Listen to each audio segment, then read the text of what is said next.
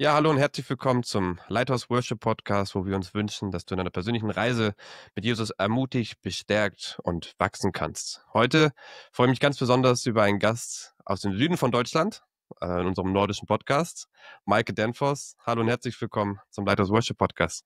Servus. Ja, Michael ist Amerikaner, lebt aber schon sehr lange in Deutschland. Von daher werden wir trotzdem, um das Gespräch authentisch zu halten, auf Englisch wechseln. Also, wenn du magst, bleibe dran. Wir werden auch Subtitles setzen für den Podcast, damit du dem Ganzen auch auf Deutsch folgen kannst. Good. So, Michael, Yeah. it's so good to have you. Yeah, The wonderful first to be here. podcast in English for me, so I'm a little bit nervous, but I try my best to just being the moderator. I The think good thing it'll is in a work out. podcast you have to talk, and I'm just asking questions, right? Yeah, that's right. So, Michael, please introduce yourself a little bit, who you are, where you're coming from, so that everyone knows who is Michael Danforth. All right. My wife, just to let you know, I'll start with her because you're always supposed to start with the better part, right? My wife comes from Neumünster and grew up there. And I met her in Jerusalem. We were doing our Youth with the Mission DTS training in April 1998. And I met her there. And the following year in June, we were married in Jerusalem. So that's my Neumünster connection. And a little bit about my past. I was brought up really only going to church maybe 2-3 times. And through that time, I really thought that Christianity was the way not to go. We had relatives in my family who were believers, are still believers, but they were so oppressive in their belief and so strong to point out that we're going straight to hell that I really didn't want anything to do with them. And I began a journey of faith looking into Buddhism and Taoism, shamanism, witchcraft, all kinds of. How old were you? Yeah, in that searching stage, I was started probably about 18 or 19 when I went to university, and had books on witchcraft and this type of stuff. And a guy that I worked with was a Christian, and he started to take me. We would go every week to go fishing, and I would ask him questions along the way. It would take us about 40 minutes to get to where we would go fishing. And I'd ask him questions, and he never really would try to be super forceful with his answers. And over time, he and his wife gifted me a Bible, and I started to read the Bible to prove how wrong it was. So my entire motivation here was to prove to my Christian friend that Christianity wasn't true. And that didn't work out so well. And in the end, he invited me to go to a Promise Keepers convention in St. Petersburg, Florida, in August of 1995. And I went there really only to prove that Christianity wasn't for me. As I sat in that stadium with 40,000 other men, I was in the very, very, very back row, and I could actually touch where the dome would go over. I was in there, but I was as far away as possible from being in there. And they gave us this brochure. So I wrote down this whole list of all these reasons why I should not be a Christian. And as T.D. Jakes got up, he began to preach. He went down line item by line item and addressed that entire list of all the reasons not to be a Christian. And they were solid reasons, and it wasn't, it was very concrete. It was very factual. And I went down through that list. So then I said, okay, God, my list is gone. If you exist, you show yourself to me and I'll be yours forever. And at that point, T.D. Jakes stopped preaching, and the worship team came on. And this is a key, I think. In the midst of that worship, 40,000 men stood up, held hands with each other. And now remember, my perspective was as a very back. So Mhm. from that place, I could see the whole stadium of Yeah. 40,000 men. Yeah. And it was stated that you could hear the singing 3, 4, 5 miles away from Oh. Yeah. that dome. Even though it's an enclosed dome, they could still hear that miles away. So I Ah. stood there and I looked at all these men holding hands, Mhm. and I said, "This is the body of Christ." And you have to understand that I'm not growing up in a Christian home. I don't understand any of these little Mhm. phrases. And I said, "Okay." So I went home that night and I kneeled down at my bedside and I said, "I don't know what to do here, but I'm yours." And the next day at the Promise Keepers, they had an altar call, and I went forward and gave my life to Christ. Wow. Yeah. Wonderful. So Very from interesting to there, see this spirit uh, of rebellion inside of you. Like, oh, I absolutely. have to prove that it is wrong, right? That's right. And when you have this, I had a very logical, very, Mhm. um, yeah, an approach that I would have to prove that Christianity was wrong, but the only way to prove it's wrong is actually to immerse yourself in Christianity. So I gave myself one weekend to immerse Mhm. myself and prove that it was wrong. So yeah, during the course of that weekend, it was yeah overwhelming.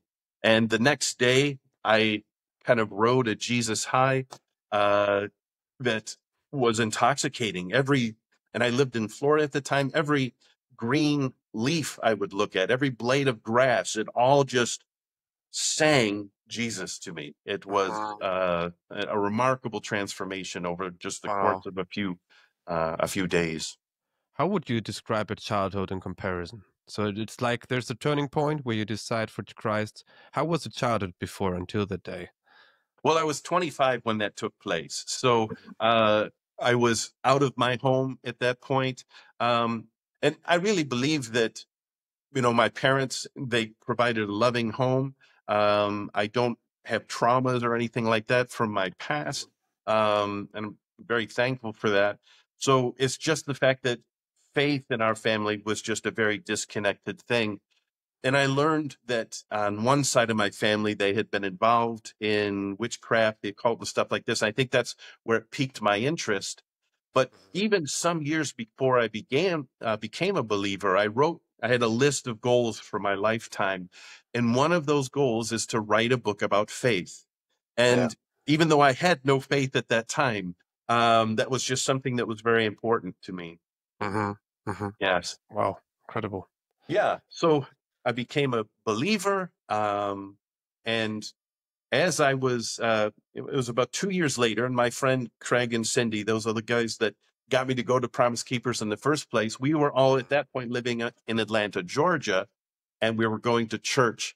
And there was a speaker who came from the Church of the Martyrs.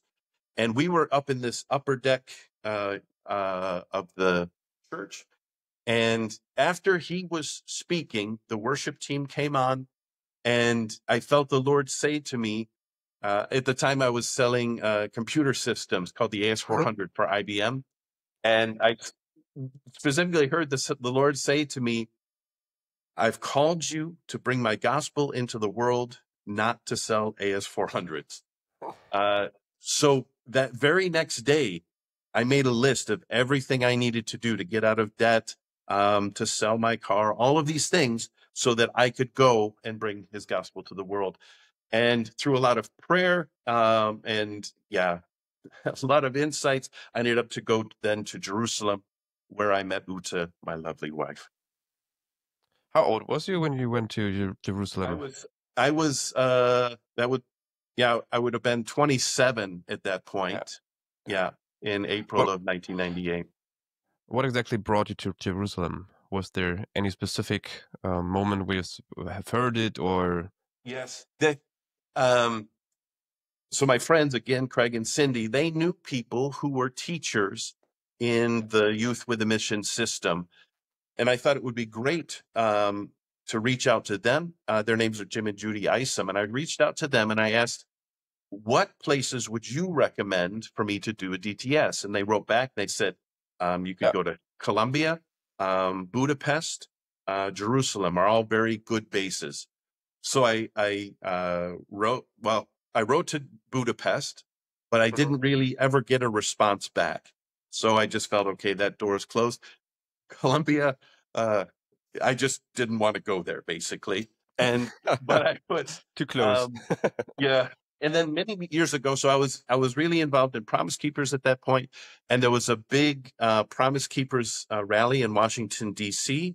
And at that place, I was really asking the Lord to confirm it.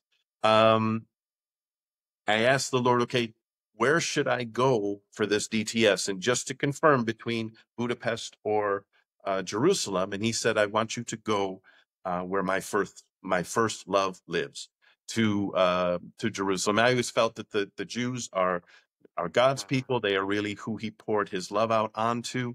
Yeah. And that's what helped me to understand to go to Jerusalem. Yeah. Yeah.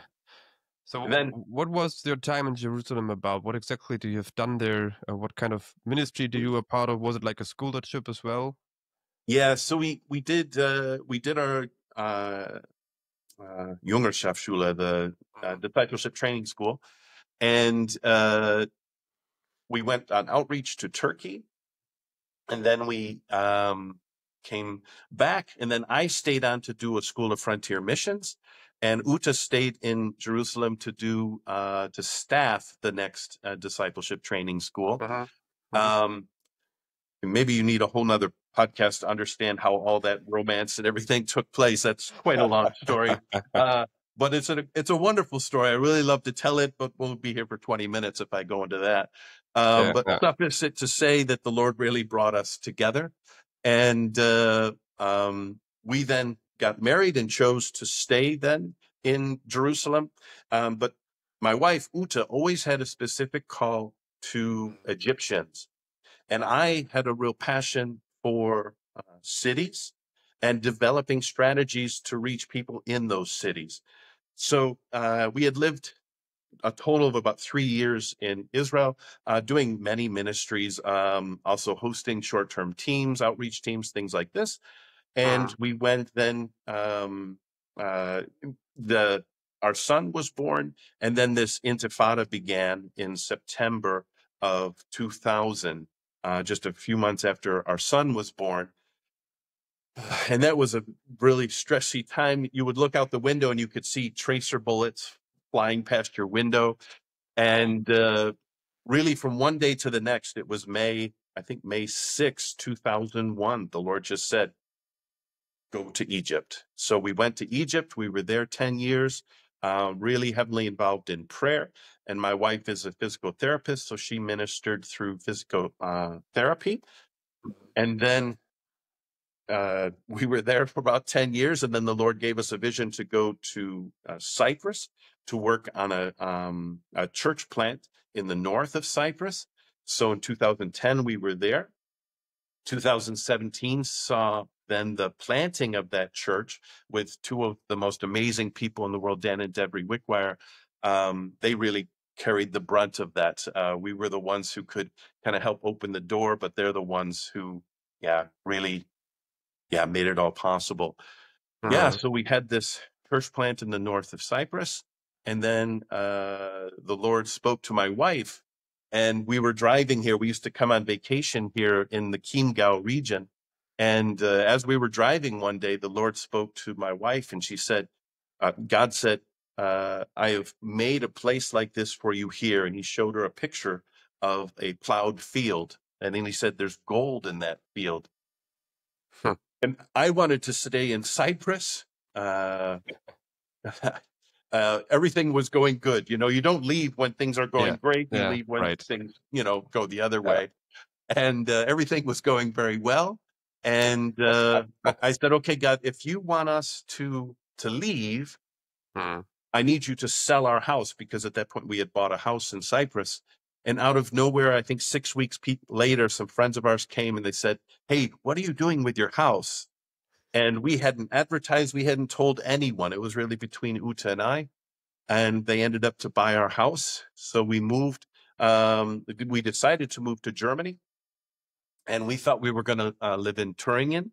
But but we got a phone call from a pastor here that we had known and visited with, and she asked us, "Hey, would you consider becoming the pastor of this church?" And we prayed and really felt that that was, the next step for us. Mm. Wow. Yeah. What a long journey. Whew. Yeah. Maybe So instead of a book on faith, I should write a book about the journey. why not? Why not? Yeah. Sounds really, really interesting. So, Yeah. a general question: Sure. what kind of role had worship for you in your early years as a believer, and also during that time in Egypt, Jerusalem, and Yeah. Cyprus? Well, if listening to my testimony, it was really during worship that I saw Christ. It was during worship that I felt my calling.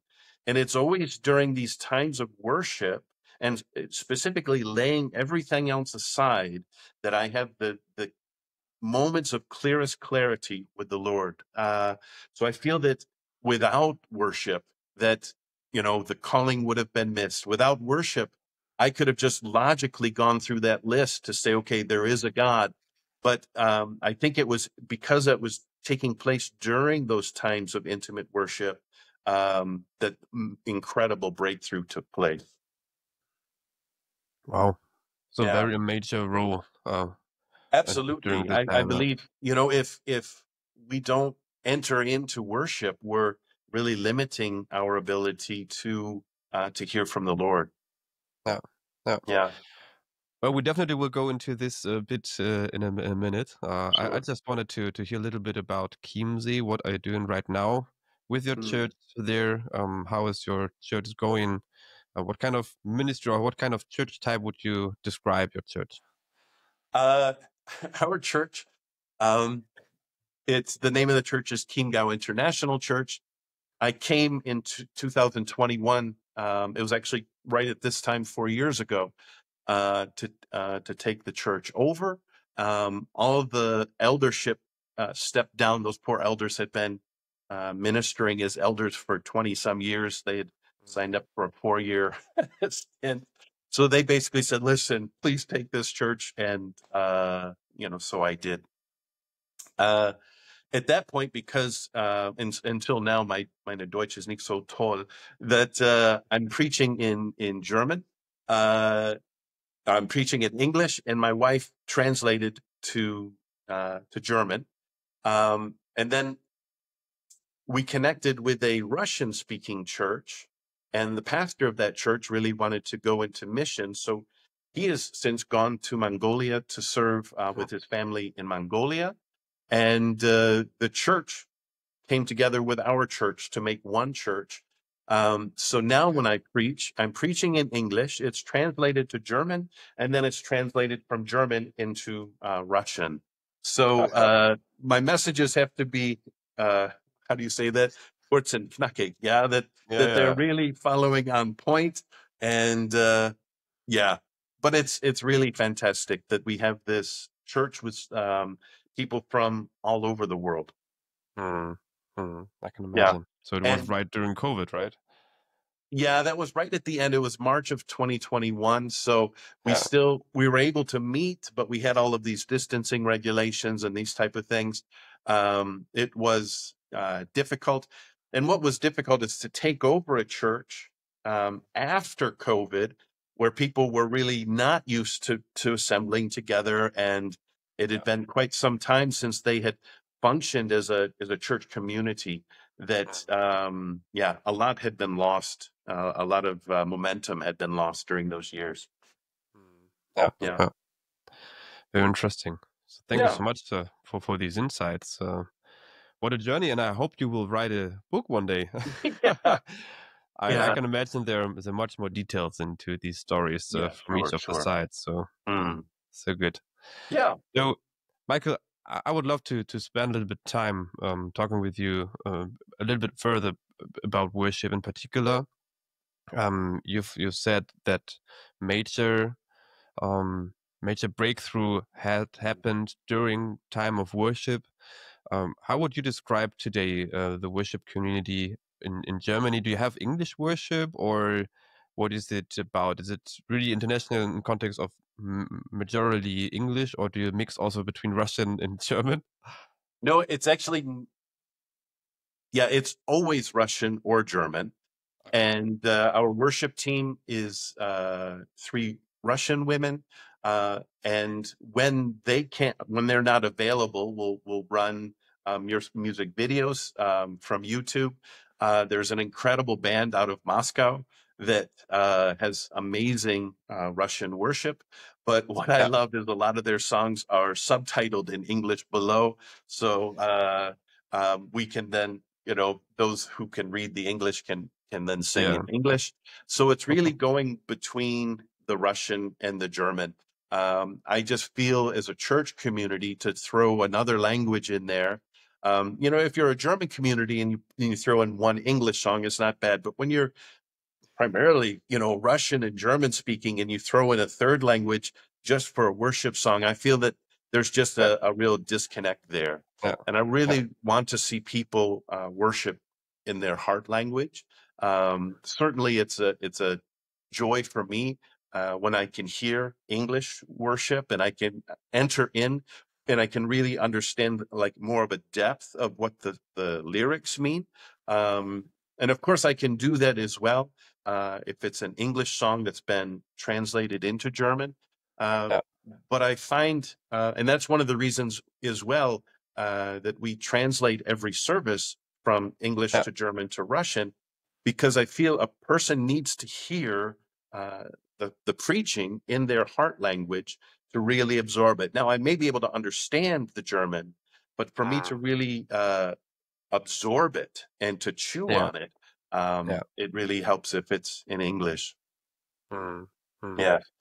So the Russian ladies will lead in Russian, and then they'll put German songs in there as well. And they're not native German speakers, but it suffices. Sure. Pascha. Yeah, Cool. Maybe from a pastoral point of view, what would you say is the biblical standpoint on worship? And maybe this is coming from, I think the time is now that we have to get away from any level of performance in church. And that goes from the sermon. It covers the entire aspect of going into that worship service. And I think that we're relying so much on entertaining a crowd as opposed to leading them into that time of worship.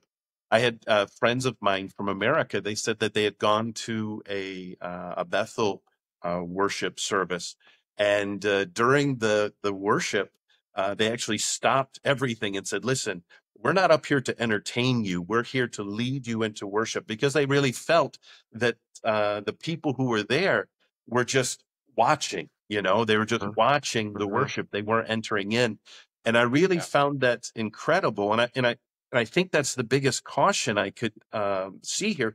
I've gone to large gatherings of people, and I really felt that it is this move of performance from the folks from the front outward, and it's a difficult thing to try to shift away from this performance culture. And let's face it, like, Germans are some of the best performers in the world, right? So you're used to being able to create and develop and release perfect things. And this can also take place in the mentality of those who would lead worship. If I play the guitar perfectly, if I sing perfectly, but then it's moving away from that worship phase into an unauthentic production, if that makes sense. And you can feel this as well. I've been, as I shared, to large worship events, and sometimes people come up with just the most simple worship, but it's the most powerful breakthrough type of worship because they're not performing at all. They're really crying out to the Lord. Whereas other bands can come up and it just seems to be, we're just playing what we did last night. And there's not this sense of a breakthrough. Does that make sense? Absolutely, absolutely. And how would you describe the biblical perspective on the Old Testament and New Testament? In the introduction, when we've had a short chat, you've shared a Yeah. little bit of your Yeah. perspective on it. It's when you look at the Old Testament, the Lord was really calling his people to obedience. But because of the lack of Holy Spirit, they just out of duty were obedient. Out of duty, they would perform the sacrifices, Right. and you see how Samuel would get on King Saul's case, you can't just give the burnt offerings, he wants your heart. And until there was a time when we're filled with the Holy Spirit, our understanding of obedience and love and worship was really out of a sense of duty. Like, I must worship, I Hmm. must do this. Yeah, Um, yeah, and right. without the Holy Spirit, you're just following a set of rules. And that's where a lot of the world actually sees Christians until now. They just see us following rules, not following a relationship of love. But of course, when Christ came, and he set us all free and we're filled with the Holy Spirit, then my worship comes as a spontaneous lifestyle, like it says Yeah. in Romans 12:1, give yourself as a whole and living sacrifice. This is your suitable act of worship. So that living So right. Yeah. sacrifice is, if I'm washing dishes, if I'm cleaning up the yard, if I'm building So good. something, this is Right. that act of worship. And in that time, that's actually where I find my close connections with God as well. Is just simply out. I'll be using the Bodenfräse, tilling up Yeah. tilling up the earth, and I've got my earplugs in, and Yeah. no music, no nothing, and I'm just spending time with the Lord, getting ready Mm, to plant, my garden for the next year. And I mm. think it's this understanding of living as that sacrifice as being that, that real key to a worshipful lifestyle. Mhm, mhm. Absolutely. Yeah, this is also something which drives me. It's like I have to pick up my responsibility for my life, for everything around me, and how I do my day-to-day life from Monday to Saturday, plus Sunday, of course, is really relevant to the Lord, and not only Sunday where we do worship service, feel good, Yes. and then it's done. It's like a tick Yes. box. No, it's not. That's right. That's right. Sometimes we in Wash Germany my try. hands and just go have fun or whatever, right? Yeah, exactly, exactly. And it's like sometimes we think of doing the right thing is already everything what we have to fulfill, right? We just have Mhm. to follow a certain set of rules. Exactly what you've said. This is The I feel duties. Yeah. personally it's like a duty, a German thing right now, and I'm really longing for that it breaks up and that we just start being really authentic with ourselves Mm. to understand how every one of us is in front of the Lord and has to do their responsibility and to pick it up from there to really do a life which makes a change, like to Yes. our kids, to our family, to everything around us. And it Mm. starts at home. It starts with each other.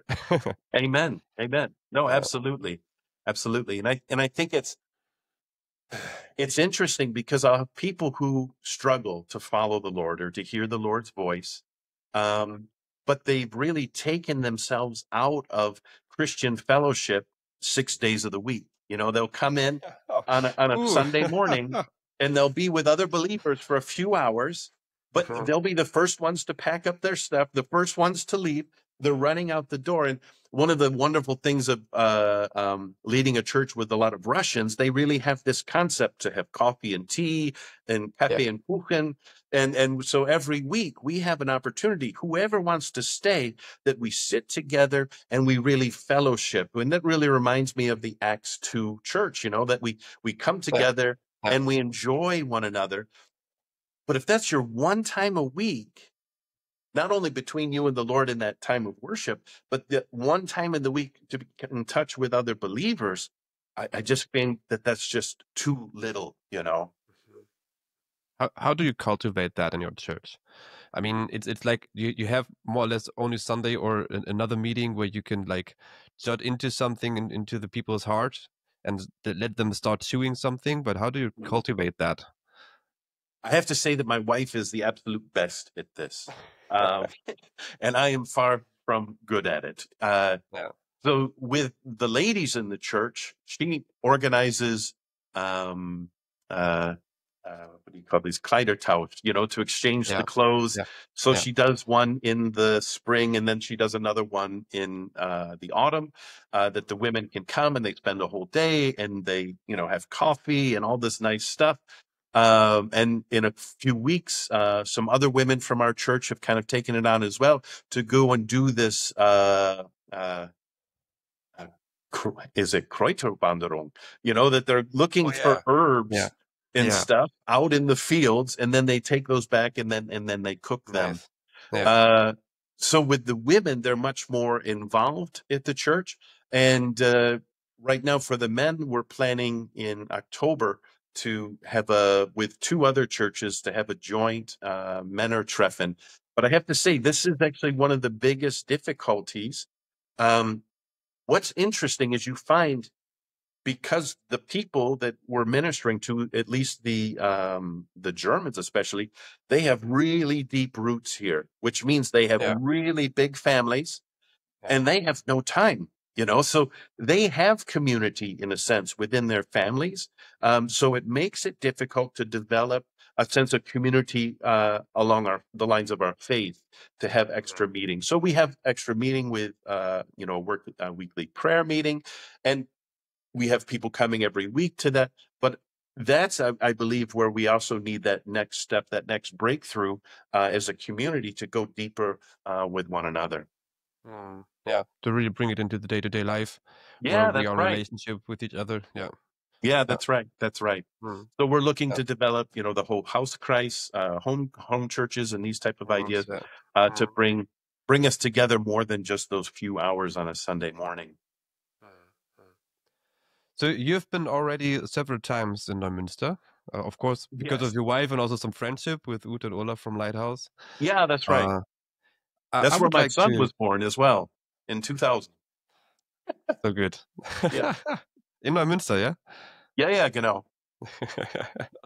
So how would you describe the culture which we try to cultivate right there? You've been there now several times. Mhm. What can we pick up, or what as a motivation to continue what we have started, more or less, and what are things where you say, like, try to follow this or that line? Yes. I think, as I shared with you before, and that's actually where you and I connected a few months ago. I felt you and your wife, when you led that time of worship in November, was so powerful because of the authenticity that you brought to the table. Not to say that the other worship teams didn't have that authenticity, but I felt like a rawness with you and your wife, and the fact that you allowed your daughter to lead worship. And what's amazing with that is the concept that your daughter, as far as I know, she can't read. So, and she didn't have the lyrics in front of her. So how does a little girl learn all the words to a song? And it's just like, when you have little kids and they watch those Disney films and they know, all of the words to all the song, is because they watched that song 1,000 times. Well, how does your daughter know the words to that song? And that's what would really touch my heart, was the fact that she had to know that song because she had heard it so many times.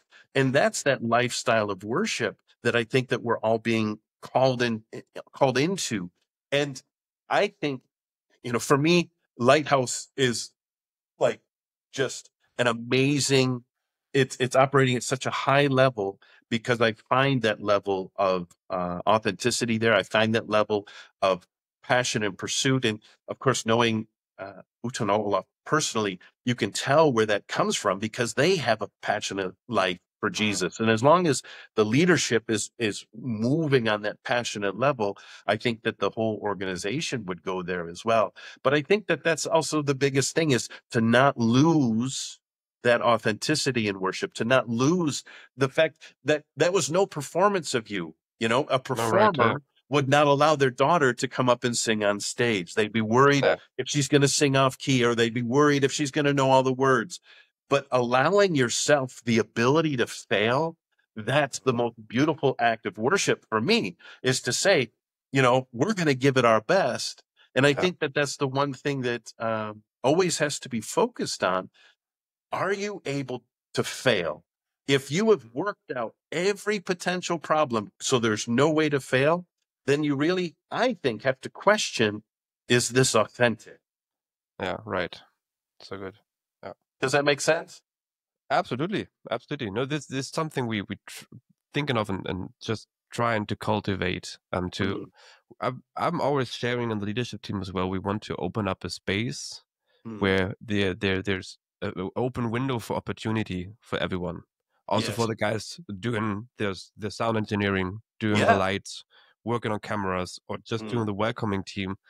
And this is what we have already received as a feedback. Like, this is a space where you can try yourself out in a good way and be allowed to fail, to do a step into an area of uncertainty, like Jesus calling us out of the water and walking, right? Amen. Make logically no sense, but it's like this space we are looking for, and we do not try to just doing one concept and copy and paste it.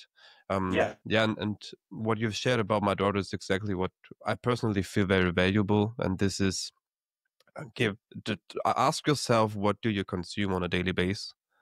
What do you get into your heart as words, as songs, as melodies, as relationship kind of types, and to not try to just move in a way because of anxiety, but really to use the Holy Spirit to decide what is good and what is not, to just follow a way which can cultivate even more out of the ability which is inside of you, what God has created, right? Yeah. And I think if you are to evaluate and say, are we pushing ourselves so much that there's a great chance of failure?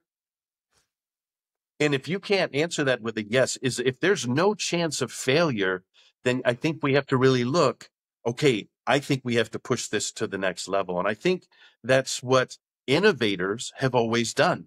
When you look at, for example, the American Thomas Edison and his thousands of failures, when creating a light bulb, for example, if we're not having thousands of failures when it takes time to pursuing the Lord and pressing in worship, then I think we have to really evaluate, maybe this is just playing it too safe. And I think that's also where the performance comes in, that if we don't have that opportunity for a wonderful failure, then I'm wondering if we're playing it too safe. Yeah, so good. Yeah. And this is also what I'm excited about. Because you're not prepared, or not a failure because you don't know the words to a song, but a failure because you're trying to push something that's bigger than you are. Yeah, so good. Yeah, and this is what I see in Jesus, how he's working with his disciples and how he's doing life with them. Yes. And I'm always reminded of this situation. This is the most hilarious, or it's the funniest situation for me, when he was dead and then raising up from the dead, and then walking in his spirit, kind of being at the beach, sitting down, preparing a fire, doing some that's fish. Right. That's right. It's like it sounds so little, but it's so huge. It's like taking your life in general seriously, not in a sense of to hold it in anxiety, but to let it go, to invite into community, to stay in relationship, right? Yeah. Well, it's amazing as well. After feeding the 5,000, and the Jungs head out into the sea there, and the wind was stirred up a little bit, and they saw Jesus coming to them, and they were all terrified. But as soon as Jesus said, relax, it's really me, and there was that whole shift from terror to that understanding of love. That's what gave then that courage for Peter to say, if you call me, I'll come. And I think that's that deal, is to say, if you're willing, God, here I am, and I'm ready to sink, but to actually just put your faith and get out of the boat. Yeah. And it has so much to do with worship for me. It's like, stop holding back, or let's stay into the flesh, into our earthly beings. And I mean, this is from my conversation with people, the main struggle, even with professional musicians, when they try to hold something or want to lock in something forever, like this is the one thing I have made, I've created, and but at the end we are not eternal. Our spirit is eternal, not our body.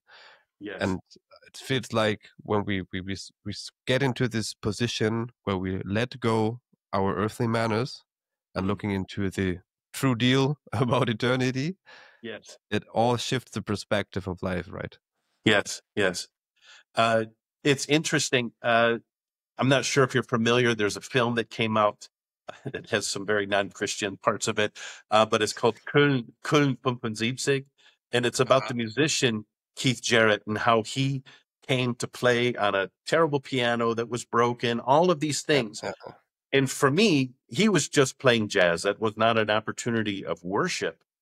But he basically, basically seeing that this has the hugest possibility of failure, he decides to go on with that concert in any regard and to play this broken piano. And he said that he wouldn't even know what the sound was going to be like until he actually hit the key. So he and the audience were as one. And I think it's that desire to just say, hey, we're going to give it our best. And what's amazing is even though Keith Jarrett didn't even want that to be recorded, it was recorded. He didn't want it released, and it was released as an album. And that became the #1 solo jazz album of all time. And if you listen to it, it's just entirely spontaneous. And I think that's what I also love with spontaneous worship is leading into that time of worship, really being drug along, by the Spirit of God and just going wherever He shows. Is this something you are looking for Germany, that we go into this direction even more, pushing ourselves or pushing the barriers further and then really try to walk on water with this spontaneous thing? Is it something you see like there's a key in it from the Bible as well, which should be released? I believe so, because if you look, as what I shared before, that Germans are fantastic when it comes to producing, automobiles, optics, anything, you make the best of the best. But to go into something absolutely spontaneous and even to push it further to say spontaneous with a group of people, this I think is really that horizon that really needs to be approached upon, because it goes completely against the German culture. The German culture is a culture of practice and perfection. But to go and say, we're just going to run after God and to do that with a group of people, I think is one of the most brave and an amazing opportunities, especially in worship, that exists. And to be able just to listen, to make up songs spontaneously, and to not care if it's any good or not, to really allow, because let's face it, if you're running a spontaneous worship time, your opportunity for failure is quite large. And to really set that aside and say, you know what, we're going to just pursue after God in the midst of this and see what He has to say. I think that this spontaneous atmosphere really it would be a wonderful thing for the German worship culture to embrace. So good. Yeah, Michael, thank you so much. If I'm You're not welcome. mistaken, there's something happening in May. Am I right? Yeah. So on the 31st of May, we're having the Salt and Light Conference. So a little bit about that. I felt last year that the Lord, living here down in Chiemgau in the far south, we have Bad Reichenhall, which everybody in Germany knows is the place where you get the salt from. And I had gone with an outreach team to Bad Reichenhall, and I felt the Lord was really talking about salt. And I was like, salt and light. So where does the light come from? And I asked the Lord, well, where in Germany does the light come from? And He said, from the Lighthouse. And that immediately, of course, set my view to the north. And of course, Lighthouse Ministries, and also literally the lighthouses up in Zilt, Westerhaven. All of these areas are just covered with lighthouses. I think that the north, because of its proximity and in being in the north, has a much more developed sense of intimate relationship with the Lord because of its evangelical approach, as opposed to the south of Germany, which has had a fairly dogmatic and non-relational approach to Jesus. And Mm-hmm. in the north, it really, when I get to go up and minister there, it's just a celebration because there's a hunger, a thirst, a desire. And so I felt the Lord saying, okay, let's do salt from the south and light from the north. So we Yeah. decided, I got a group of guys. So 5 guys are going to come from America. We're going to crisscross Germany, pray, Nice. and we're going to be then in the 31st of May in Neumünster for a full day to have this Salt and Light conference. And actually, we've shared it a few times, interestingly enough, this idea, get out of the boat. And this is not going to be a conference for people who want to just kind of listen and have some good ideas. This is going to be a practical workshop-driven conference where we're going to break into small groups. We're going to take what's being taught, incorporate it. Because let's face it, at this time, a lot of people know all the Bible verses. They know exactly what's taking place as far as how I'm supposed to integrate it in my life. But the thing is that they just got to get off the couch, right? They have to get out of their comfort zone. So this is going to be one of the most uncomfortable conferences because it's really pushing. That's a great invitation. Yeah, that's right. So come if you want to be uncomfortable and really to see your life set free. Because when you look at Peter or the apostles, they weren't comfortable at all. But we wonder, I'd want to be like them. Well, here's your chance.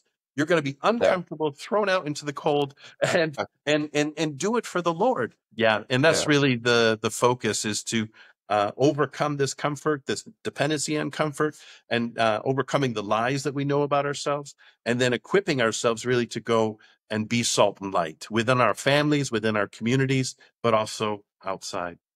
Did you bring a sword with her? Yes. Which you had? I wasn't planning, but if you'd like, I can bring the sword.